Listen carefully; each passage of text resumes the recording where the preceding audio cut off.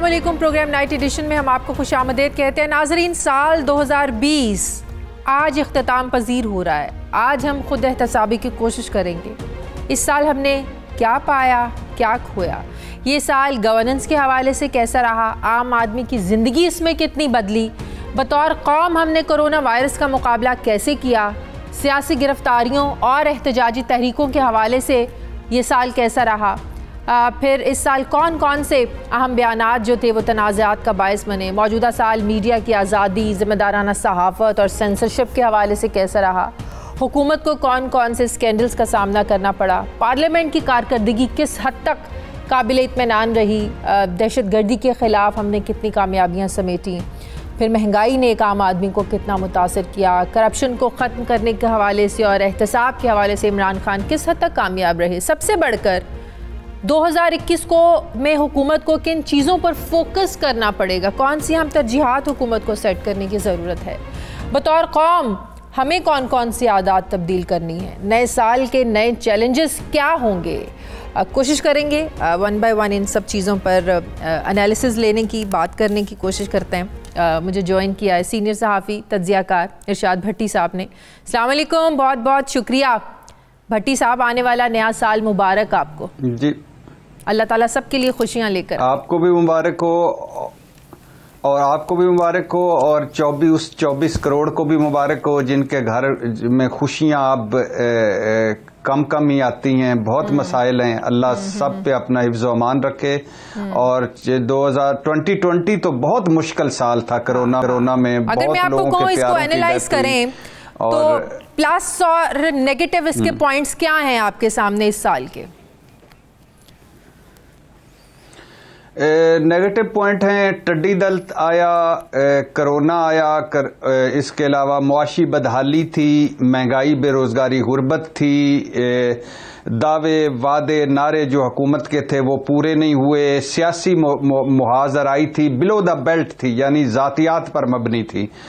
और आटा, गंदम, चीनी, पेट्रोल, निजी बिजली घर, डाकों, दवाइयों, ये तो हुकूमत की गवर्नेंस की बात है ना। कुछ ऐसे मामलात हुए जैसे कोरोना की बात की, टिड्डी दल की बात की, इस पर तो इंसान का कोई इख्तियार नहीं है। हाँ, खत्म करने की, कंट्रोल करने की कोशिश की जा सकती है, लेकिन नेगेटिविटी उन चीजों में, आप किन चीजों में ज्यादा रही जिसमें आप समझते कि हुकूमत कर सकती थी, गवर्नेंस बेहतर कर सकती थी? हुकूमत की नाकामी आप किस चीज में गर्दानते हैं? मैं वही कह रहा हूं ना कि अद्वियात, मेरी जो जहां से आपने बात काटी वहीं से मैंने अब ये तहिया कर लिया कि जहां से आप काटेंगे वहीं से शुरू करूंगा। तो अद्वियात, आटा, गंदम, चीनी, पेट्रोल, निजी बिजली घर, डाके, रिपोर्टें आ गई मगर मुल्जमान या मुजरमान को सजाएं नहीं मिल सकी। यहाँ ये हुकूमत कर सकती थी। मुआशी बदहाली पर हुकूमत बेहतर कर सकती थी। महंगाई, बेरोजगारी, गुर्बत पर हुकूमत की परफॉर्मेंस बेहतर हो सकती थी। और कम से कम इतने ही कर लेते कि जो पिछला सूरत हाल थी उसमें मजीद खराबी ना डालते। जो वादे दावे नारे किए थे उन 2.5 साल हो गए हैं, 50% टाइम तकरीबन गुजरने वाला हो गया है। तो उनमें 50% छोड़ें, 25% तो काम कर ही सकते थे, वो भी नहीं। तो सियासी मुहाजराई, बिलो द बेल्ट जाकर जातियात पर ये इतनी पोलराइजेशन, इसमें ये सुबह से शाम तक जो सोशल मीडिया ट्विटर खेलते हैं और बयानात देते हैं उन पे उनमें कमी तो कर सकते थे। फिर और नहीं तो इदारा जाती रिफॉर्म्स कर सकते थे, उनमें और छोड़ दें। कम से कम पुलिस पटवार ठीक कर सकते थे 2.5 सालों में। पीआईए पे खुद कुछ हमला ना करते तो कम से कम जो पीआईए चल रही थी वही काफी थी। और एहतसाब का इस निज़ाम में, इस कानून में, इस आइन में, इस मुआशरे में और इस मुल्क में एहतसाब जब भी बड़े का होगा तो मजाक बनेगा। तो कम से कम कोई कानून साजी कर सकते थे, रिफॉर्म्स कर सकते थे। तो वो जो वज़ीर-ए-आज़म ने तैयारी ना होने का बयान दिया, हमारी तैयारी नहीं थी, इसका मतलब वो सही था? जितने मसाइल आपने गिनवा दिए हैं, तैयारी वाकई नहीं थी। वो तो क्लासिकल है ना। मेरे वजीर आजम की एक बात तो है कि सच बोलते हैं, यानी क्लासिकल है कि यानी कोई पूछे कि बंदे मर रहे हैं तो वो आगे नहीं, सॉरी मैंने फिर वहीं से आना था जहां से हमने खत्म किया था। तो एहतसाब का कोई सर पैर, वो जो एहतसाब का सर पैर था वो क्यों नहीं निकला? क्योंकि आपने जो FIA, नैब, SCP, SCCP और बहुत पुलिस इन और जितने भी इदारे हैं उनको आपने कोई भी एक भी कानून साजी नहीं की, मजबूत नहीं किया, उनको उनमें रिफॉर्म्स नहीं की। अच्छा, फिर दूसरी बात है कि हुकूमत का भी कसूर नहीं है, कोई भी कानून साजी करने के लिए आपको ऑपोजिशन की जरूरत पड़ती है। भाई ऑपोजिशन पार्लियामेंट में बैठकर बात करने को तो तैयार नहीं है, तो खाली इस सिलसिले में सिर्फ हुकूमत को कसूरवार ठहराना ये ज्यादती है। अल्लाह आपको भला करे। बात यह है कि अगर वजीर आज़म एक आर्डिनेंस ला सकते हैं, नैब में तरमीमी आर्डिनेंस, जिसमें यह है कि वो अपने दोस्तों को और अपने ताजरों को खुशखबरी सुना सकते हैं कि देखो अब तुम इसमें से बच जाओगे, ब्यूरोक्रेट और ताजर, तो एक आर्डिनेंस ये भी ला सकते हैं कि नैब बेहतर कैसे किया जाए। एक आर्डिनेंस FIA का भी ला सकते हैं, FIA को और नहीं तो मजबूत कर सकते हैं, और नहीं तो रिफॉर्म्स कर सकते हैं, कानून साजी को छोड़ दें, उनमें अच्छे उनको स्पेशलिस्ट दे सकते हैं, वाइट कॉलर क्राइम स्पेशलिस्ट दे सकते हैं, अच्छे वकील दे सकते हैं, उनको ज्यादा ताकत दे सकते हैं, पावर दे सकते हैं, आजाद कर सकते हैं। बहुत सारे काम है जो किए जा सकते हैं, तो वो नहीं हो सके। आप 70-70 हजार का नैब का वकील जो है वो 1-1 करोड़ रुपए के मुखालिफ वकील से आर्ग्यू कर रहा हो तो उसने क्या करना है। दूसरा, अक्रॉस द बोर्ड एहतसाब कर सकते थे, बिला इम्तियाज एहतसाब कर सकते थे, वो तो हो सकता है। देखे ना, BRT, मालम जब्बा, इसी तरह खुसरू बख्तियार, इसी तरह परवेज खटक, इसी तरह बाकी सारे रजाक दाऊद साहब, जिन जिन पर इल्जाम लगा उन सारों को भी अकाउंटेबल कर सकते थे, या अकाउंटेबल ना छोड़ दें, ओहदे ही उनसे वापस ले सकते थे। तो इसके बावजूद ये भी था। तो ये अब बुनियादी तौर पे, और फिर एक अपोजिशन का एक बड़ी कामयाबी अपोजिशन को रही। अपोजिशन चूंकि घाग लोगों पर थी, शातिर लोगों पर थी, चालाक लोगों पर मुश्तमिल है, और अपोजिशन वो है जो 40 साल से पीछे हुकूमतें कर रहे हैं और अपोजिशन भुगता रहे हैं। तो उन्होंने कहा क्या करें कि जिससे ये इसको करें, डिस्क्रेडिट करें। दो चीजें उन्होंने कहा करनी चाहिए। एक, अपोजिशन किस हद तक कामयाब रही इस हुकूमत को प्रेशराइज करने में? ऑल्दो ये कहते रहे हमें तो कोई फर्क नहीं पड़ता, हम पे तो कोई प्रेशर नहीं है, कोई दबाव नहीं है, जितनी मर्जी तहरीकें चला ले, लॉन्ग मार्च कर लें। कितना कामयाब रही ऑपोजिशन की स्ट्रैटेजी? ये हुकूमत खुद अपने प्रेशर में, वो होता है ना, वो पंजाबी की मिसाल है ना, अपने बाहर नल डिग पैना। तो ये हुकूमत अपने बाहर नल डिगी है, जब भी डिगी अपने बाहर से डिगी है। और वो इसलिए आप देखें ना कि अगर प्रेशर में नहीं थी तो एक सिंपल सी, सादा सी, मासूम सी, चुन्नी मुन्नी सी मिसाल देता हूं। अगर प्रेशर में नहीं थी तो बट कड़ाई पर मुकदमा करने की क्या जरूरत थी, डीजे बट को उठाने की क्या जरूरत थी, बाकी तो छोड़ दे। यानी हुकूमती रिट तो इतनी रह गई कि इरशाद भट्टी को पकड़ लो, डीजे बट को पकड़ लो, बट कड़ाई वालों को पकड़ लो, ऊपर वालों को छोड़ दो। तो बुनियादी तौर पे बेस ये है कि गवर्नेंस परफॉर्मेंस, जिंदे घर दाने उनके कमले भी सियाने। अगर गवर्नेंस परफॉर्मेंस बेहतर होती, डिलीवर करने का बेहतर कर जाते, और तो ये इनको इतना कोई नहीं था। अपोजिशन का इनको भार नहीं होगा। लेकिन अपोजिशन ने जो 2 काम किए हैं वो बड़े अक्लमंदी से किए हैं। एक क्या काम किया अपोजिशन ने एक काम किया कि उन्होंने कहा कि क्या चीज है जो इस पे करें। उन्होंने कहा ये इलेक्शन ही मशकूक बना दो। हर इलेक्शन, बिलीव मी, मैं यकीन से कह रहा हूं, ये 2020 के जाती लम्हों में मैं यकीन से कह रहा हूं कि प्री इलेक्शन मैनेजमेंट को एक साइड पे छोड़ें, इलेक्शन डे वाले पे जो कुछ हुआ ये हमारे हर इलेक्शन में होता रहा है। इतनी जमा तफरीक होती रहती है, लेकिन बकौल नैब के उसने तो बड़ी बड़ी गिरफ्तारियां की। आखिरी गिरफ्तारी आपको पता है ख्वाजा आसिफ की हुई, फिर ख्वाजा साद रफीक की गिरफ्तारी, शाहिद खाकान अब्बासी की गिरफ्तारी, एहसन इकबाल की गिरफ्तारी। नैब कितना कामयाब रहा अपने टारगेट्स को अचीव करने में? अच्छा, मैं सिर्फ एक जुमला, तो वो मैं कहने का मकसद ये था कि अगर अपोजिशन जो है उसने क्या किया, इलेक्शन को मशकूक कर दिया। दूसरा, उसने इनको सिखा के इनको साबित करें कि ये नाअहल हैं। हाँ। बस ये 2 उसने किया, और इस पे दोनों पे वो मुसलसल लगे रहे और उन्होंने कर दिया। अब मेरा बताएं, नैब पे आ जाते हैं। नैब इस निजाम में, इस मुआशरे में, इस मुल्क में, प्लीज एक अंडरस्टैंड कर लें, कोई अमीर आदमी, कोई बड़ा आदमी उसका वो एहतसाब नहीं हो सकता जब तक उसको उसका अकाउंटेबल करें, उसका सही ना करें। यानी ये 5 स्टार 7 स्टार हैं, इनकी जेलें हैं, इनकी हवालातें हैं, इनके एहतसाब हैं। आपको मैं बताऊं एक सिर्फ जो हमारे सियासी जिसको नैब ने गिरफ्तार किया, उसने क्या क्या चीजें मांगी थी और उसको क्या क्या चीजें मिली।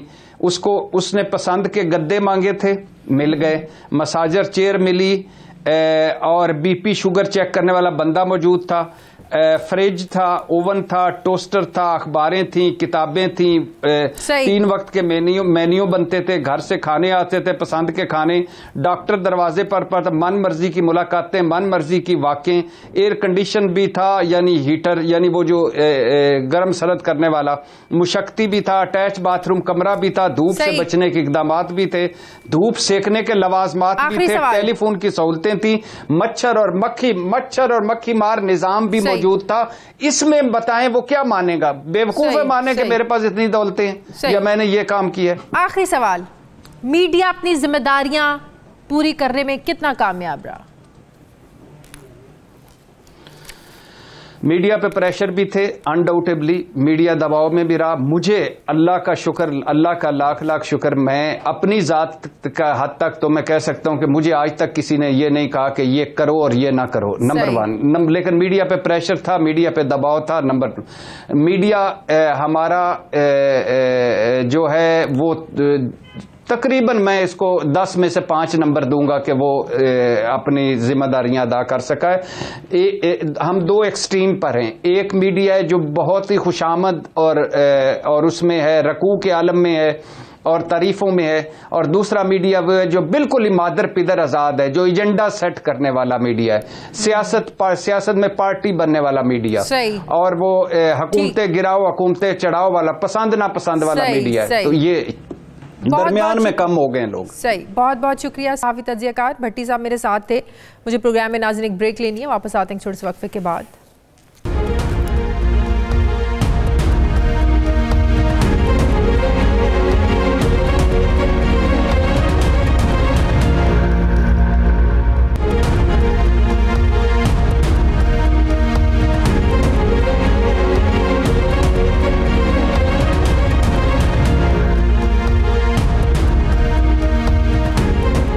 एक बार फिर से आपको खुशामदीद कहते हैं। नाज़रीन, इक़्तिदार में आने के बाद ही तहरीक इंसाफ हुकूमत का सबसे बड़ा चैलेंज मुआशी सूरत हाल को बेहतर करना था। गुज़श्ता साल के आखिर में वज़ीर-ए-आज़म इमरान खान ने कहा था कि 2020 पाकिस्तान के लिए मुआशी इस्तेहकाम का साल होगा, अवाम को रोज़गार के मौक़े मिलेंगे, नौकरियाँ मिलेंगी। शायद ऐसा वज़ीर-ए-आज़म साहब के पास कोई प्लान होगा, लेकिन कोरोना वायरस ने जहां पूरी दुनिया की मईशत को हिलाया, वहीं पाकिस्तान की मईशत को भी नुकसान हुआ। 1 जनवरी 2020 को पाकिस्तान में डॉलर की कीमत 154 रुपये थी, जो कि साल के आखिरी दिन यानी आज 160 रुपये है। बज़ाहिर तो एक साल में डॉलर की कीमत में 6 रुपये इजाफा हुआ, लेकिन साल में मुख्तलिफ औकात में डॉलर की कीमत 169 तक भी पहुंची, जो कि मुल्क की तारीख की बुलंद तरीन सतह है। मईशत के इस्तेहकाम के लिए तहरीक इंसाफ हुकूमत का इन्हिसार शुरू से ही बैरून मुल्क मुक़ीम पाकिस्तानियों पर रहा। हुकूमत ने इसके लिए रोशन डिजिटल अकाउंट्स की सहूलत भी मुतारिफ करवाई, जिसके बाद चंद महीनों बाद हज़ारों रोशन डिजिटल अकाउंट्स भी खुल गए और अब तक उनमें करोड़ों डॉलर जमा भी हो चुके हैं, जिसके बारे में कहा जा रहा है कि ये पाकिस्तानी मईशत के लिए एक अच्छा, एक मुस्बत इक़दाम है। अगर बरामदात का जायज़ा लिया जाए तो साल 2020 में पाकिस्तान की बरामदात 2 अरब डॉलर के करीब थी, जिसमें साल 2020 में सिर्फ 7.2% इजाफा हो सका। ज़्यादा इजाफा ना होने की वजह कोरोना को भी करार दिया जा रहा है। फिर मराद के बावजूद चावल, टेक्सटाइल और कपास की बरामदात में भी खातिर ख्वाह इजाफा नहीं हो सका। इस साल टैक्स रिटर्न्स भी गुज़श्ता साल की निस्बत कम जमा हुए। माली साल 2021 के लिए टैक्स अहदाफ 4,900 अरब रुपए से ज़ायद रखा गया। पहली समाही में हुकूमत अपने अहदाफ पूरे करने में कामयाब रही और दूसरी समाही की रिपोर्ट 4 दिन में आ जाएगी, लेकिन हुकूमत पर उम्मीद है कि वो ये हदफ भी, दूसरी समाही का जो टारगेट है, इसको भी अचीव कर लेगी। अब हुकूमत अपने माली साल 2021 के लिए अपने अहदाफ पूरे कर पाएगी या नहीं, ये तो जून 2021 में पता चलेगा। साल 2020 में अगर कर्ज़ों की सूरत हाल की बात करें तो इस वक्त पाकिस्तान पर कर्ज़ों की मालियत 112 अरब डॉलर है। 2018 से लेकर 2020 के अंदर इसमें 18% इजाफा हुआ। इस माली साल के अख्ताम तक पाकिस्तान ने 11 अरब डॉलर से ज़ायद के कर्ज भी वापस किए, जबकि कोरोना की वजह से पाकिस्तान को कर्ज़ों की अदायगियों में रिलीफ भी मिला। कोरोना के बावजूद पाकिस्तान में बेरोज़गारी में इजाफा नहीं देखा गया। साल 2019 के अख्ताम पर भी पाकिस्तान में बेरोज़गारी की शरह 4.5% थी और अब 2020 के अख्ताम पर भी ये शरह 4.5% ही है, जबकि इस साल कमर तोड़ महंगाई ने ज़रूर आवाम को परेशान किया। साल 2020 में भी महंगाई की शरह 9.3% रही, जबकि हुकूमती दावों के बावजूद इसमें मामूली सी कमी हुई। पूरा साल आवाम को कभी गंदम बहरान का सामना रहा, कभी पेट्रोल बहरान का सामना रहा, तो कभी चीनी बहरान का आवाम को सामना करना पड़ा। मुआशी एतबार से साल 2020 की सबसे अहम बात यह थी कि जुलाई 2019 से पाकिस्तान और IMF के ताल्लुकात सर्द महरी का शिकार हैं और साल 2020 में भी इसमें कोई ब्रेक थ्रू अभी तक नहीं आया है। मईशत के एतबार से साल 2020 की एक मुस्बत खबर ये भी है कि पाकिस्तान का करंट अकाउंट डेफिसिट खसारा ख़त्म होकर ये सरप्लस में तब्दील हो गया है और गुज़श्ता 4 महीनों से मुसलसल करंट अकाउंट सरप्लस रिपोर्ट हो रहा है। ये बहुत अच्छी खबर है पाकिस्तानी मईशत के लिए। साल 2021 पाकिस्तान के लिए मुआशी एतबार से कितने अहम चैलेंजेस लेकर आएगा, मुझे ज्वाइन किया है इसी पर बात करने के लिए साबिक वज़ीर ख़ज़ाना माहिर मुआशियात डॉक्टर हफीज़ पाशा साहब ने। अस्सलाम वालेकुम, बहुत बहुत शुक्रिया डॉक्टर साहब आपका। डॉक्टर साहब, जहां कोरोना की वजह से पूरी दुनिया की मईशत को बड़ा नुकसान हुआ, पाकिस्तान को भी बहुत से चैलेंजेस का सामना करना पड़ा, लेकिन इसके बावजूद हुकूमत इस साल 2020 की जो मुआशी कारकर्दगी इसको लेकर बहुत पुरएतमाद नज़र आई। कुछ प्लस पॉइंट्स भी थे, जैसे करंट अकाउंट सरप्लस 1.6 अरब डॉलर्स का रहा, जो 3 साल पहले तक ये डेफिसिट 20 अरब डॉलर का था। ये यकीनन एक अच्छा इंडिकेटर है। ओवरऑल अगर मैं आपसे पूछूं कि 2020 में मुआशी कारकर्दगी जिसको लेकर हुकूमत बहुत ज़्यादा पुरएतमाद नज़र आती है, बड़ी कॉन्फिडेंस नज़र आता है हुकूमत में, तो क्या ये बात दुरुस्त है? मुआशी कारकर्दगी अच्छी रही सर? बिस्मिल्लाहिर्रहमानिर्रहीम। देखिए, इस साल के जो अदाद शुमार हैं वो एक मिक्स्ड पिक्चर पेश कर रहे हैं। सबसे पहले तो मैं आज कुछ नए आदाद शुमार पेश करूंगा इस साल के बारे में, जो मेरे शागिर्द और मैंने रिसर्च करके एस्टिमेट किया है। सबसे पहले शरह नमू जो है साल 2020 यानी कि इस साल जो ख़त्म हो रहा है कल, हाँ, उसमें शरह नमू बहुत बुरी तरह से मुतासिर हुई है। कोविड के बाद हमारे प्रोडक्शन पर बहुत नुमाया तौर पर बुरा असर पड़ा। अब आप देखिए कि हमारा जो सनती शोबा है, मार्च के महीने से लेकर जून तक इसमें 25% कमी आई है। ऐसा तारीख में कभी नहीं हुआ। और अगर हम जनवरी से जून ले लें तो उस 6 महीने में हमारा जो GDP या शरह नमू जो है उसमें मनफी 6.5% की कमी आई है। सही। ये नए आदाद शुमार हैं। हमारा जो पाकिस्तान ब्यूरो ऑफ स्टैटिस्टिक्स वो कह रहा है कि 19-20 में शरह नमू मनफी 0.4% रही है, जबकि जो लेटेस्ट स्टैटिस्टिक्स आए हैं उसके तहत हमारा अंदाज़ा ये है कि यह मनफी 2.5% रहा है। सर, ये कोरोना का इफेक्ट कह सकते हैं इसको? चीज़ों पर आऊँ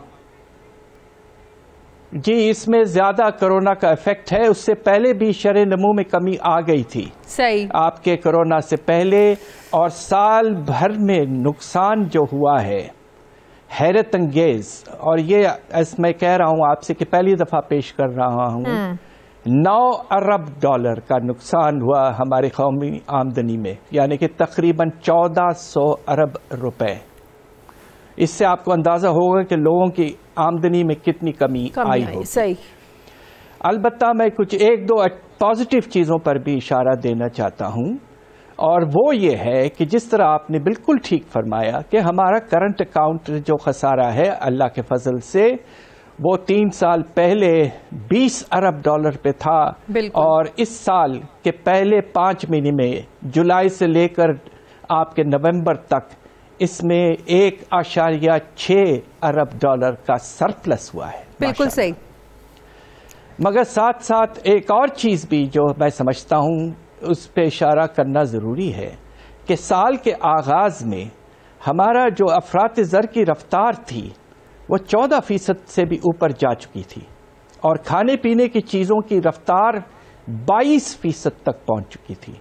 अब इसमें भी अल्लाह का फजल है। सर एक और चीज मैं आपसे पूछना चाहती हूँ, जो हुकूमत भी बड़ा खुश है, करंट अकाउंट जो हमारा सरप्लस में है, आप भी ये बात कर रहे हैं, यकीनन एक ये पॉजिटिव इंडिकेटर है हमारी मईशत के लिए। लेकिन अगर हम बजट डेफिसिट को बात करें, ये हमारा बजट डेफिसिट खसारा जो है ये बढ़ता है, तो आपको भी पता है कि इसका जो असर है ये करंट अकाउंट जो होता है इस पर पड़ता है। तो हमारा जो सरप्लस है, और अगर हमारा ये बजट डेफिसिट बढ़ता रहा, ये खसारा बढ़ता रहा, तो हमारा जो ये करंट अकाउंट है ये तो बहुत जल्दी फिर खसारे में चला जाएगा। आप जो कह रही हैं वो मुनासिब बात है। अब आप ये देखिए कि पिछले साल हमारा बजट का खसारा जो है वो तकरीबन 8% ऑफ द जीडीपी, यानी कि तकरीबन 3,200 अरब तक पहुंच चुका था। हाँ। मगर करंट अकाउंट डेफिसिट में पिछले साल कमी आई उसके बावजूद, और वो 3 अरब डॉलर पर महदूद था। हाँ। और उसकी क्या वजह थी?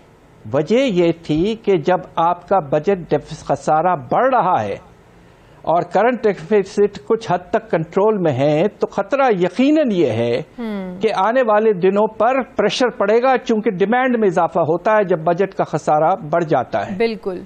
क्यों पिछले साल ऐसा नहीं हुआ? उसकी वजह यह कि आपने करेंसी को 35% गिरा दिया था। आपने शरे नमू यानी कि इंटरेस्ट रेट को 6% से बढ़ाकर 13.25% तक लेके चले गए। बिल्कुल। खुदा न खास्ता अगर फिर से इस साल जिस तरह लग रहा है कि इस साल भी बजट डेफिसिट तकरीबन 4,000 अरब तक पहुंच सकता है, तो खुदा न खास्ता कहीं फिर से ना हमें रुपए को गिराना पड़े और इंटरेस्ट रेट्स को बढ़ाना पड़े, ताकि हमारा जो करंट अकाउंट सरप्लस है वो कहीं बड़े डेफिसिट में। अब डॉक्टर साहब अब बैलेंस ऑफ पेमेंट के 2 फैक्टर्स होते हैं, एक करंट अकाउंट जिसकी हम सरप्लस होने की बात कर रहे हैं, दूसरा फाइनेंशियल अकाउंट होता है जिसमें कमी आ रही है। तो इसमें तवाजुन कैसे रखा जा सकता है, इसको कैसे पूरा किया जाए सर? जी, आपने बहुत मुनासिब सवाल किया है, और बात यह है कि हमारे जो तवाज़ुन अदायगी है उसके 2 अकाउंट हैं। हाँ। एक करंट अकाउंट जिसका ताल्लुक हमारे बरामदाद, दरामदाद और रेमिटेंसेस से है, और दूसरा फाइनेंशियल अकाउंट जिसका ताल्लुक इन्वेस्टमेंट, इक्विटी फ्लो, आपके फॉरेन असिस्टेंस, लोन्स वगैरह, रीपेमेंट, उसका वो अकाउंट है, फाइनेंशियल अकाउंट। हुआ यह है कि बहुत अरसे के बाद अल्लाह के फजल से करंट अकाउंट सरप्लस में चले गया है, मगर फाइनेंशियल अकाउंट पहली दफा बहुत अरसे के बाद डेफिसिट में चले गया, खसारे में चले गया, तकरीबन 1 अरब डॉलर का। उसकी क्या वजह है? 2-3 वजूहात हैं। एक तो फॉरेन इन्वेस्टमेंट में कमी आई है, दूसरा इक्विटी जो हमारे स्टॉक मार्केट में लगा हुआ है बाहर से, वो वापस जाना शुरू हो चुका है। आपको याद होगा कि एक वक्त ऐसा था जब हॉट मनी 3 अरब डॉलर कोविड के फौरन बाद भाग गए। उसके साथ साथ अब इक्विटी में भी तकरीबन 300 से 350 मिलियन डॉलर का पैसा बाहर चले गया है पिछले 5 महीने में। और तीसरी बात जो है कि हालांकि हमें डेट रिलीफ कुछ मिला है G20 से, मगर बाहर से फॉरेन असिस्टेंस कुछ हद तक कम होना शुरू हो गया है, इसलिए कि IMF प्रोग्राम सस्पेंडेड है। हाँ। तो यकीनन खतरात मौजूद हैं, मगर डॉक्टर साहब एक और बड़ी इंपॉर्टेंट चीज वो ये, डॉक्टर साहब एक और बड़ी इंपॉर्टेंट चीज आपने देखा इस साल गंदम का बहरान रहा, चीनी का बहरान रहा, तो अगर और कहा यह जा रहा है कि हमें आइंदा आने वाले साल में कपास भी इंपोर्ट करना पड़ सकती है, तो 2 अरब डॉलर का खर्चा इस पर भी आ सकता है। हम गंदम मंगवाएंगे, हम चीनी इंपोर्ट करेंगे, हम कपास इंपोर्ट करेंगे, तो अगर ये 2 अरब डॉलर का खर्चा, फिर हम वैक्सीन मंगवाने की जो तैयारी हो रही है उस पर भी अरबों डॉलर का खर्चा आना है, तो इससे जो हमारा सरप्लस अकाउंट है ये कितनी जल्दी नीचे गिरेगा फिर? यकीनन ये जो आपके 3 एग्रीकल्चरल आइटम जो पहली दफ़ा आप दरामद कर रहे हैं, ये बहुत अफसोसनाक है। हमारा ज़री शोबा बहुत मुश्किलात में है। हाँ। और यकीनन इसकी वजह से $2 अरब का इजाफा हो सकता है। साथ साथ अब आप ये सोचिए कि तेल की कीमत 25% बढ़ गई है। हाँ। उसकी वजह से भी $2 अरब में इजाफा हो सकता है। मगर अच्छी खबर भी तो हमें कहना चाहिए, और वो ये है कि अल्लाह के फजल से अभी तक हमारे रेमिटेंसेस में $3 अरब का इजाफा हो चुका है। और अगर इस रफ्तार से रहे तो इंशाल्लाह हमारे जो बाहर वर्कर्स हैं वो $7 अरब ज्यादा भेज सकते हैं इस साल। तो इस लिहाज से कुछ हद तक बैलेंस कायम रह सकता है। बहुत बहुत शुक्रिया साबिक वज़ीर ख़जाना माहिर मुआशियात डॉक्टर पाशा साहब मेरे साथ है। Thank you very much. मुझे प्रोग्राम में नाज़रीन एक ब्रेक लेनी है, वापस आते हैं एक छोटे से वक्फे के बाद।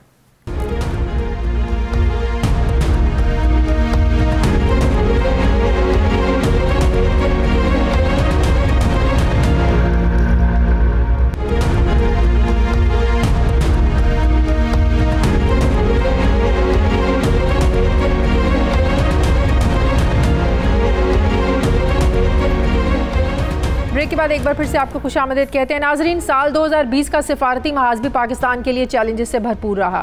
जहां कोरोना वबा के बावजूद आलमी मंजरनामे पे अहम वाक़यात रूनुमा हुए, भारत भी अपनी हठधर्मी और शरपसंदी से बाज नहीं आया।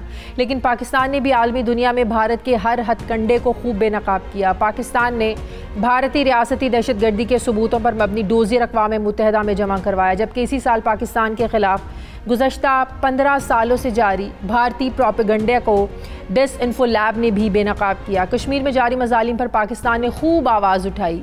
5 अगस्त को पाकिस्तान ने मकबूजा कश्मीर में जारी लॉकडाउन का 1 साल मुकम्मल होने पर भरपूर मुहिम चलाई। पाकिस्तान का नया सियासी नक्शा जारी हुआ, लेकिन इसके बावजूद हम आलमी दुनिया को मकबूजा कश्मीर में जारी मज़ालिम रोकने के लिए भारत पर दबाव डालने के लिए मजबूर नहीं कर सके। पाकिस्तान के अहम इत्तेहादी सऊदी अरब के साथ भी पाकिस्तान के कशीदा ताल्लुकात के हवाले से सारा साल कई खबरें ज़ेर गर्दिश रहीं, लेकिन फिर आर्मी चीफ के दौरे सऊदी अरब ने ऐसी तमाम खबरों की नफ़ी कर दी। कोरोना वबा की वजह से वज़ीर आज़म इमरान खान ने इस साल सिर्फ 4 बैरून मुल्क दौरे किए, जबकि मुतअद्दिद आलमी फोरम से बज़रिया वीडियो लिंक खिताब किया। साल 2020 में पाकिस्तान की सबसे अहम कामयाबी FATF की ब्लैक लिस्ट से बचना था, लेकिन ब्लैक लिस्ट की तलवार अभी भी लटक रही है। और फरवरी 2021 में एक बार फिर से ये फैसला होना है कि पाकिस्तान ग्रे लिस्ट से निकलेगा या ब्लैक लिस्ट होगा। FATF की ब्लैक लिस्ट से बचने के अलावा अमेरिका और अफगान तालिबान में होने वाला अमन मुआहदा और इंट्रा अफगान डायलॉग के लिए अहम किरदार अदा करने पर भी आलमी सतह पर पाकिस्तान की कोशिशों की तारीफ हुई, जबकि कोरोना के ख़िलाफ़ पाकिस्तान की हिकमत अमली को आलमी सतह पर पूरी दुनिया में सराहा गया। आलमी इदारों का पाकिस्तान पर एतमाद बढ़ा और यही वजह है कि पाकिस्तान बैनुल-अक़वामी मालियाती इदारों की जानिब से $2.6 अरब हासिल करने में कामयाब रहा। सवाल ये है कि सिफारती महाज पर पाकिस्तान ये साल गुज़श्ता साल से बेहतर रहा या नहीं। दूसरी तरफ अगर आलमी मंजरनामे की बात की जाए तो इस साल का जो आगाज़ था ये जनरल कासिम सुलेमानी की हलाकत से हुआ, जिसके बाद ईरान और अमेरिका के जो पहले से कशीदा ताल्लुकात थे इनमें मज़ीद कशीदगी आ गई। फरवरी में फिर नई दिल्ली में मुस्लिम कश फसादात हुए और इन फसादात में शिद्दत तब आई जब अमरीकी सदर ट्रंप भारत के दौरे पर मौजूद थे, लेकिन उनकी जानिब से इस पर एक बयान तक नहीं दिया गया। फिर 29 फरवरी को अमरीका और अफगान तालिबान में 19 साल की जंग के बाद अमन मुआहिदा हुआ। फिर सितंबर के माह में अफगान तालिबान और हुकूमत के दरमियान इंट्रा अफगान डायलॉग शुरू हुए, जबकि नवंबर में अमरीकी सदर डोनाल्ड ट्रंप को अमरीकी इंतखाबात में शिकस्त हुई। साल 2020 में सबसे अहम पेशरफ्त मुस्लिम ममालिक की जानिब से इसराइल को तस्लीम करना था और सिर्फ 4 महीने के अरसों में इसराइल को 4 मुस्लिम ममालिक की जानिब से तस्लीम किया जा चुका है, जबकि ये कहा जा रहा है कि 5वां बड़ा मुस्लिम मुल्क भी जो है जल्द इसराइल को तस्लीम कर लेगा, जबकि पाकिस्तान में भी इसराइल को तस्लीम करने की जो बातें हैं ये ज़ेर गर्दिश रहीं। 2021 में पाकिस्तान के लिए क्या चैलेंजेस आ सकते हैं, सिफारती लिहाज से हमें क्या करने की ज़रूरत है, इस पर मैं बात करूँगी। मुझे ज्वाइन किया है साबिक वज़ीर ख़ारजा खुर्शीद महमूद कसूरी साहब ने। अस्सलाम वालेकुम, बहुत बहुत शुक्रिया कसूरी साहब आपका। कुसूरी साहब, हम आज जायज़ा ले रहे हैं कि सिफारती लिहाज से पाकिस्तान को 2020 में किन चैलेंजेस का सामना रहा, हम कितने कामयाब हुए उन चैलेंजेस से निमटने के लिए, दुनिया में अपना जो एक मौक़िफ़ है मुसलमानों को लेकर, कश्मीर पर जो जुल्म हो रहा है उसके ख़िलाफ़ आवाज़ उठाने को लेकर, सर हम कितने कामयाब रहे? देखिए, अब आप आखिरी दिन पे पहुंच गई, हमें तो सोचना चाहिए आगे क्या होगा। बाहर सूरत लास्ट ईयर जो है एक मिक्स्ड बैग है। एक तो प्राइम मिनिस्टर की स्पीच थी, मैं समझता हूँ वह बहुत अच्छी थी और उसको रिसीव अच्छी तरह से किया गया।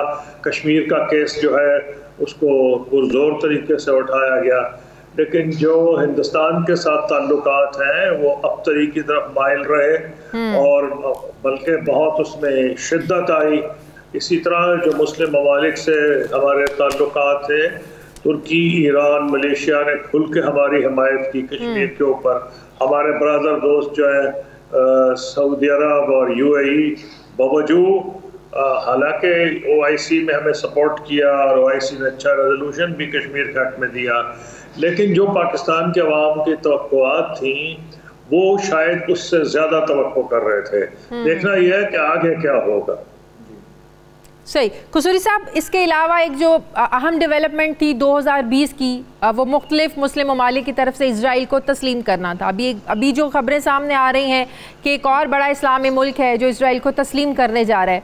आप समझते हैं कि 2021 में ये सिलसिला ऐसे ही जारी रहेगा या ट्रंप के जाने के बाद इस सिलसिले में कुछ कमी आएगी, ये सिलसिला रुकेगा?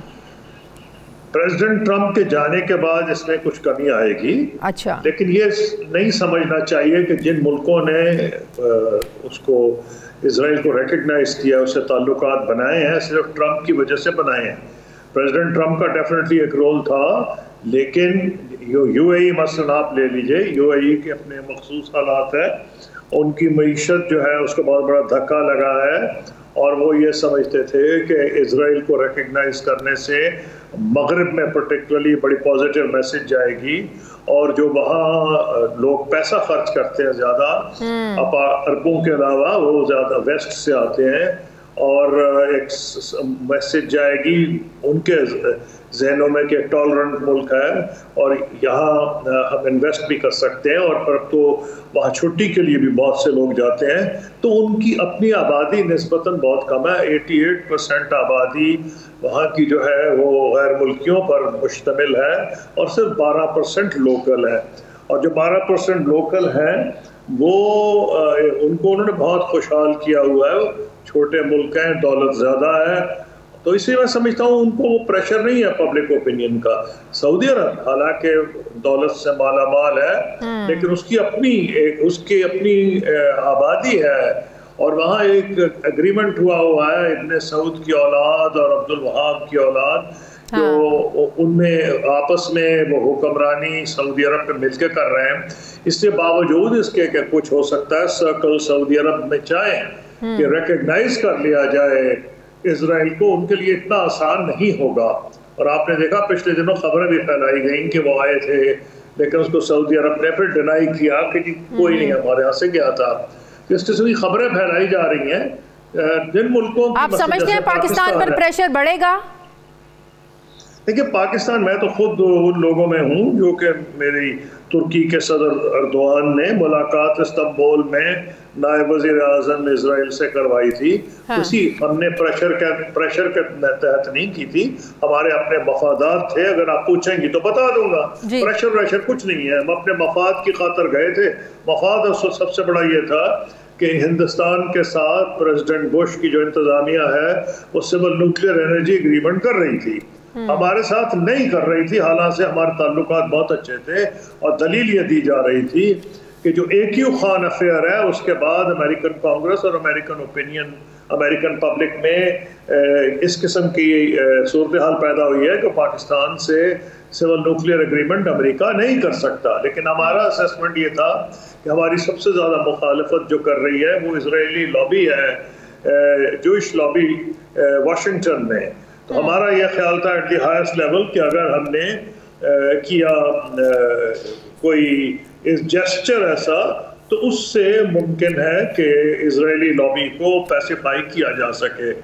वो पैसिफाई तो तब होते अगर हम उनको रिकग्नाइज करते, लेकिन हमें एक मौका भी मिला था क्योंकि उस वक्त ये हुआ कि प्राइम मिनिस्टर शरॉन थे, अरियल शरॉन, उन्होंने गजा से विड्रॉ किया था। जब उन्होंने गजा से विड्रॉ किया तो सारी इस्लामी दुनिया, अरब दुनिया में बहुत खुशी मनाई गई, सबने खैर मकदम किया और पाकिस्तान ने ये सोचा कि ये मौका अच्छा है कि हम उनको जाके ये कह सकते हैं कि अगर आप विड्रॉ कर जाएं, जिस तरह आपने गजा से विड्रॉ किया है ऑक्यूपाइड वेस्ट बैंक से, और आप एक स्टेट बना जिसमें पैलेस्टीनियन स्टेट हो, जिसका कैपिटल बैतुल मक़दस हो, तो हम आपको रिकग्नाइज करेंगे, क्योंकि वो एक प्लान था जो किंग अब्दुल्ला ने दिया था और उसको सारी अरब लीग ने रिकग्नाइज किया था। फिर हमारे अपने मामला थे कि हिंदुस्तान को वो ऐसे वेपन्स भेज रहा था इजराइल कि वो जो अमेरिका भी उस वक्त हिंदुस्तान को नहीं देता था, क्योंकि हमारे साथ ताल्लुकात अच्छे थे, लेकिन इजराइल उनको देता था। सही। तो हमारा फैसला ये था कि इनको सेंसिटाइज किया जाए कि आउट ऑफ द वे जाके पाकिस्तान के खिलाफ इस किस्म के इक़दाम ना करें। तो हम अपने मफाद में गए थे, किसी प्रेशर में तो नहीं हम गए थे। सही, बहुत बहुत शुक्रिया। साबिक वज़ीर ख़ारजा महमूद कुसूरी साहब मेरे साथ थे। मुझे प्रोग्राम में नाज़रीन एक ब्रेक लेनी है, वापस आते हैं छोटे से वक्फे के बाद।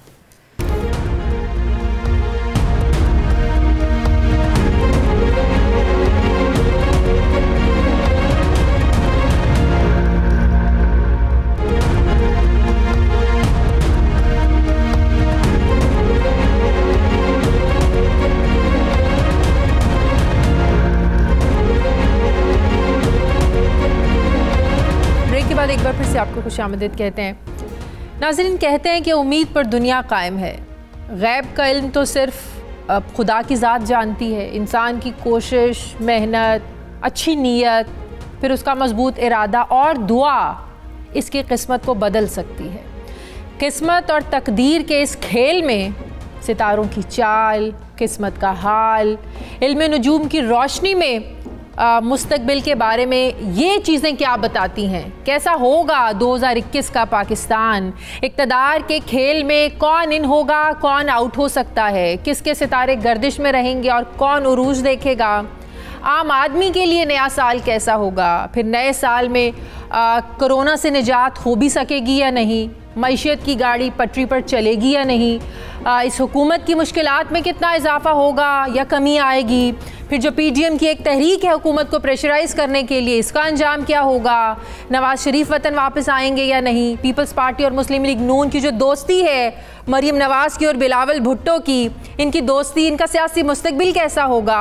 फिर बैनुल-अक़वामी सियासत में क्या तब्दीलियाँ रूनुमा होंगी? नए अमरीकी सदर के लिए नया साल कैसा होगा?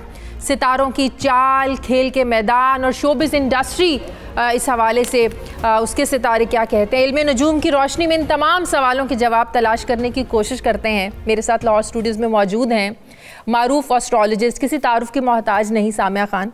अस्सलाम वालेकुम, बहुत बहुत शुक्रिया। Thank you very much. मुझे पता आज आप बहुत बिजी हैं, लेकिन आपने तो वो सारे सवाल जो है रख दिए, मैंने रख दिए प्लेट के अंदर कि जो है मुझे तो बड़ी माशाल्लाह महारत है खैर आपको अपने बोलने पे, और मैं तो बड़ी फ़ैन हूँ आपकी हमेशा से।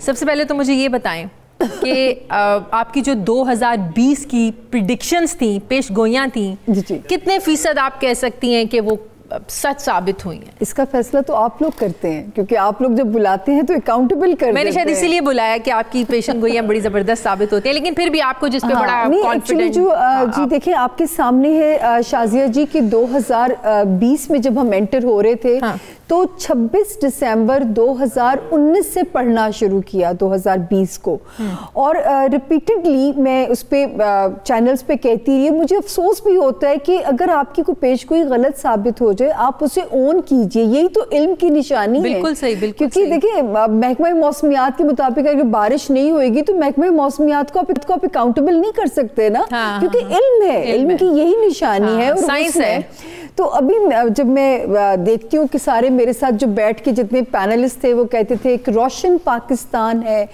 ज़मीन ने ख़जाने उगल देने हैं, अल्लाह करे ऐसा होता, तेल निकल आना है पाकिस्तान की ज़मीनों में से, तो मैं तब भी कहती थी कि या अल्लाह मैं भी मुहिब्बे वतन पाकिस्तानी हूँ। लेकिन 2020 को जब मैं पढ़ती थी मुझे अंधेरा नज़र आता था, मुझे इमरजेंसी, मुझे खियोस, और वो सड़कें मैंने जब लाहौर की खाली देखी, फौज खड़ी देखी सड़कों के ऊपर, तो वो वॉर जोन नहीं था, वो कोरोना आ गया। तो ये मैंने कोरोना का नाम प्रेडिक्ट नहीं किया था। ऐसी मुश्किलात का मुझे ये लगता था इमरजेंसी है, क्योस है, वॉर जोन है, अल्लाह ताला पनाह दे हमें उससे। अच्छा, अब जब 2020 की पेशगोइयां तो ऑलमोस्ट सारी ही पूरी हुई थी, जबरदस्त। उस वक्त मैंने ये भी कहा था कि इस साल होम्योपैथिक ऑपोजिशन खान साहब के लिए छोटे छोटे मसाइल पैदा कर सकती है, अभी बिगाड़ेगी कुछ नहीं, लेकिन मुल्क जब तक 19 दिसंबर 2020 नहीं गुजरेगा हम अच्छे हालात में एंटर नहीं होंगे। टिल देन अगर मुल्क खड़ा रहने के काबिल हो जाए तो रब का शुक्र अदा कीजिए कि हम वन पीस में एंटर होने जा रहे हैं। आपकी बड़ी व्यूअरशिप है शाजिया जी, 92 एक पसंदीदा चैनल है, तो हम में से जो लोग 2021 में एंटर होने जा रहे हैं उन मुजाहिदीन को और उन गाजियों को मेरा सलाम दोनों हाथों से और नए साल की एडवांस मुबारकबाद। कि सचमुच ये वाला साल ऐसा था कि जब मैं खुद भी पढ़ती थी मुझे नहीं लगता था मैं 2021 की सुबह। तो नया साल को क्या पढ़ा है आपने? अल्हम्दुलिल्लाह जी, अब हमारे पास शुक्र है कि मुझे पिछले साल ऐसे लगता था कि लोग मुझे मनहूस ना कहना शुरू कर दें। क्यों? कि मैं जब आती हूँ मैं बुरी खबर देती हूँ, बाकी लोग कहते थे सब कुछ रोशन है, मैं कहती थी यार मुझे तो नहीं नजर आता। तो अब अल्लाह का शुक्र है कि मैं इसका जब 2021 को पढ़ा है मेरे रब के हुक्म से, ये 21 दिसंबर 2020 से शुरू हो गया नया अच्छा टाइम मेरे रब ने चाहा, क्योंकि सेट्रन और जुपिटर का कंजक्शन हुआ है जो कि पाकिस्तान में वो तब्दीली जो कि हुक्मरान तो अपना वादा पूरा नहीं कर सके जिस तब्दीली को लाने का, वो कहते हैं ना ऊपर एक निज़ाम कुदरत है और वो अपने वक्त के हिसाब से अपने मदार पे चीज़ें चलती रहती हैं। तो ये सचमुच तब्दीली का साल है। तब्दीली उस तब्दीली का सेहरा किसके सर आता है ये सच्ची बात है। सेंस आप एक आम आदमी की जिंदगी में पॉजिटिव तब्दीली की बात कर रही हैं। अल्लाह का शुक्र है, आम आदमी के रिलीफ की भी बात कर रही हूँ, पाकिस्तान में निज़ाम हुकूमत की भी बात कर रही हूँ। पॉलिटिकल स्टेबिलिटी रहेगी। Political stability in this sense कि मुझे ये ज़रूर लगता है कि अब इस मुल्क में कोई नया निज़ाम लाया जाएगा। अच्छा, मुझे ऐसा लगता है वो उसका नाम सदारती है या टेक्नोक्रेट्स है या नेशनल है। अच्छा। लेकिन कुछ ऐसी तब्दीली है जिसके बाद ये मुल्क एक स्टेबल जोन में एंटर हो जाता है। वहाँ से ये मुल्क जो है, हाँ पहले 2 महीने जो है जनवरी और फरवरी, जब तक 19 और 22 फरवरी नहीं आता, अवाम से भी दरख्वास्त है अपना भी मुल्क का भी सदका देते रहिए। इंशाल्लाह 4 मार्च 2021 तो अगर आप जिस नए निज़ाम की बात करें फिर इस हुकूमत के लिए तो अच्छी इंडिकेशन नहीं है। देखिए इस हुकूमत के लिए 2019 और 2020 में मैं कहती थी कि इनका जो दौरे वजारत है खान साहब का, ये फूलों का सफर नहीं है। हनीमून पीरियड उनके ओथ टेकिंग के साथ ही खत्म हो गया था। तो जो है 3 उन पे ऐसे दौर आए होंगे कि खान साहब को लगा होगा कि मैं बंद गली के अंदर जैसे मैं आ गया हूँ। लेकिन 2021 एक डिसाइसिव साल है और ये आर या पार वाली सिचुएशन है। अच्छा। इसमें तो जो है जो बच जाएंगे वही लास्ट करेंगे और छांटी स्क्रूटनी हो जाएगी, बल्कि अपनी दौड़ है, बल्कि एक अच्छी सियासत की यहाँ से बिगनिंग होगी। अच्छा। बड़े अरसे के बाद आप एक बाइखलाक सियासत का जो है ना वो पनपना देखेंगे 2021 में जब हमारा सफर शुरू होगा। चेहरे भी तब्दील होंगे। चेहरे भी तब्दील होंगे। ये 2021 की आप बात बता रही हैं। की बात करती तो ये तो प्रेडिक्शन हुई कि ये हुकूमत मुद्दत पूरी नहीं कर रही है। देखिए मैं हुकूमत की बात नहीं करती, लेकिन जैसे कुछ लोगों पे खतरा हो सकता है, कुछ चेहरों की तब्दीली हो सकती है, लेकिन जो है ये जरूर है कि एक नई चीज मुझे जो वहां से इस मुल्क का एक स्टेबल सफर शुरू होता है। अच्छा। एक और भी बात, जैसे अभी मेरे पास इतनी बड़ी फाइल है जिसमें मैंने हर पॉलिटिशियंस के भी जायचे बनाए हुए हैं, वजीर आजम भी, चीफ ऑफ आर्मी स्टाफ भी, तो उनका जायचा बहुत स्ट्रॉन्ग नजर आ रहा है चीफ ऑफ आर्मी स्टाफ का। अच्छा। उनके हाथों शायद कुछ ऐसे काम हो जाए, शायद वो कोई ऐसा थिंक टैंक बना दें जो कि मुल्क को आगे, क्योंकि ये तो जरूर है मुल्क की बेहतरी है शाजिया, सही, ये तो फॉर श्योर है इंशाल्लाह। उनका सितारा बहुत दबंग चल रहा है। अच्छा। ये नहीं कि अल्लाह ना करे माशाल्लाह आ जाएगा। जब मैं पढ़ रही थी जब इन सब जायचों को, तो मैंने ये भी बल्कि रीड किया कि जनरल परवेज मुशर्रफ के बाद ये दूसरे जनरल हैं जिनका जायचा बहुत स्ट्रॉन्ग है। अच्छा। और ये वाला साल उनको मजीद स्ट्रेंथ देता हुआ नजर आता है। जबरदस्त। कोरोना की मुश्किलात कम होंगी? पाकिस्तान समेत पूरी दुनिया सबसे बड़ा अवामी सवाल है। और पाकिस्तान के खित्ते में तो जो शाजिया जी खबर है इसकी कि पाकिस्तान के खित्ते में जब हम एस्ट्रोलॉजी के साल को पढ़ते हैं तो पढ़ते हैं मार्च 2020 से मैं पढ़ूं, जब मैंने उन प्रेडिक्शंस की थी कि वॉर जोन है, तो पहला पेशेंट मार्च में आया था 2020 में लाहौर में। मेरे रब ने चाहा तो इस मार्च 2021 से बाहर की आमद के साथ इसकी भी रुखसती हो जाएगी। अच्छा, और हम कुछ हमारी जिंदगियां वहां से बैक टू नॉर्मल लाइफ में आना शुरू हो जाएंगे हम लोग इंशाल्लाह रब के हुक्म से। इस बहार के साथ जो है ना पाकिस्तान में ये वबा की भी कमी और खात्मा बिल ग्रेजुअली होना शुरू हो जाएगा। तो पाकिस्तान तो महफूज है, लेकिन अब यूरोपीय ममालिक के लिए मैंने ये बात कह रही। नए अमरीकी सदर का पढ़ा जो बाइडेन का सितारा कैसा रहेगा वो दुनिया के लिए नया सदर। मैंने तो प्रेडिक्शन दी थी कि ट्रंप एक अपने मुश्किल वक्त में दाखिल हो रहे हैं, इलेक्शन से पहले बहुत सारे चैनल्स पे, तो ट्रंप एक मुश्किल दौर में दाखिल हो रहे हैं जिसकी वजह से मुझे बाइडेन के सितारे फेवर करते हुए नजर आ रहे हैं।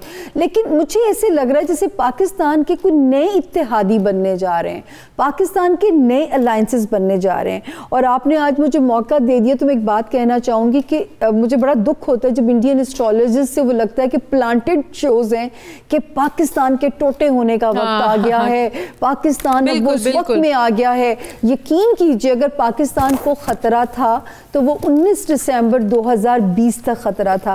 अब जो लोग ये सपना देख रहे हैं वो खुद उस गड्ढे में गिरेंगे, क्योंकि अमेरिका और इंडिया के अंदर के हालात में बड़ी कॉम्प्लिकेशन आएगी। बिल्कुल, उनके अपने हालात में बहुत सारी खराबी आएगी। कश्मीर रिजॉल्व होने की तरफ कश्मीर का सफर शुरू होगा। जबरदस्त, माशाल्लाह, ये तो बड़ी गुड खबर न्यूज़ है कि कश्मीर रिजॉल्व होने की तरफ उसका सफर शुरू हो जाएगा। जबरदस्त। आखिरी सवाल जो मैं हर साल पूछती हूँ, 92 का सितारा कहाँ पे है? जी 92 माशाल्लाह इस बेबी ने बड़ी जल्दी अपनी जगह बनाई है।